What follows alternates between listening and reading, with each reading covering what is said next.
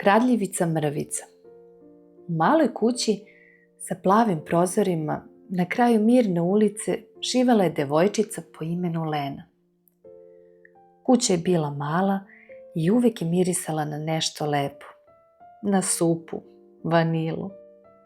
Najlepše mesto u kući bila je kuhinja.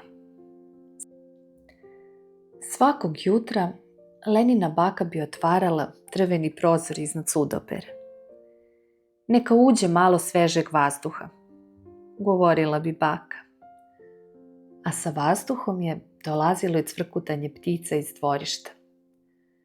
Dan je počeo lepo. Baka je mesila testo, a Lena je sedela za stolom i crtala. I sve je bilo mirno, dok se nije začulo lagano lupanje.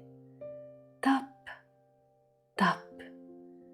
Nešto je sletelo na prozor. Bila je to mala siva ptica sa crnim očima, sjajnim poput perli. Oprezno je gledala unutra, pomerajući glavu levo-desno. Lena je bila zbunjena, a ptica je skočila na sto, zgrabila mrvicu hleba i odletela. E pa ovo još nisam videla, reče baka. Sljedećeg dana ptica se vratila. Ovog puta ukrala i komadić sira. Trećeg dana odnela je pola keksa, a četvrtog je pokušala da odvuče celu palačinku, tako veliku da je ispala pravo na bakin pod. Ova ptica je pravi mali lopov, govorila je baka. Lena je svaki dan čekala da se pojavi. Posmatrala je kako sleće na prozor potpuno nečujno, kako sitnim koracima hoda po stolu. Zvaću te Mrvica, tako si mala, a i voliš mrvice, govorila je Lena.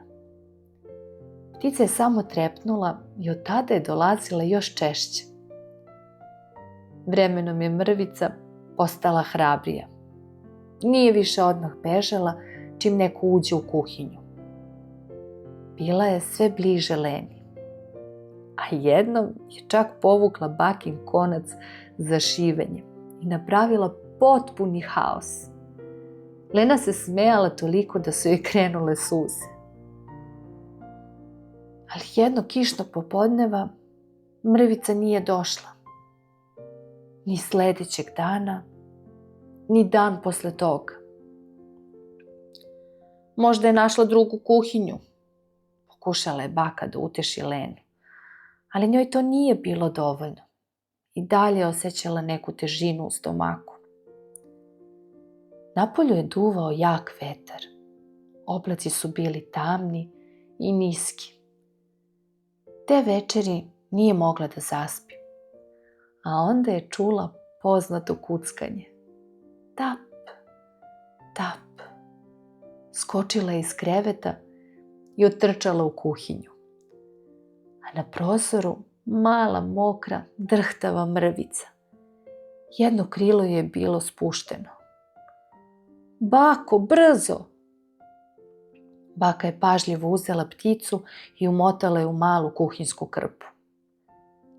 Lena je cele noći sedala pored nje, grejala je, mrvila hleb na sitne komade i pazila svoju mrvicu.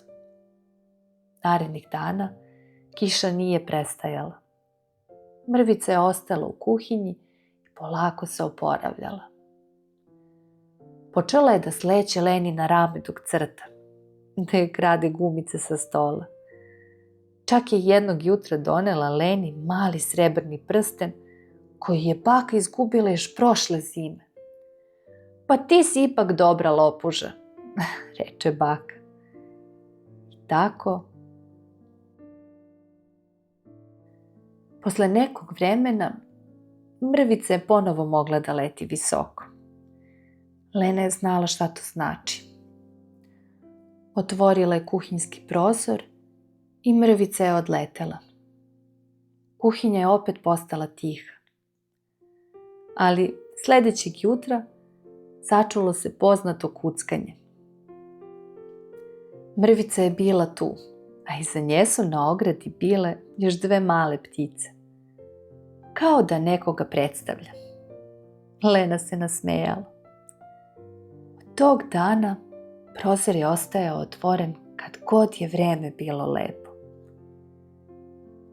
Nastavila je da živi priča o mrvici i Lena je sa uživanjem čekala svoju prijateljicu.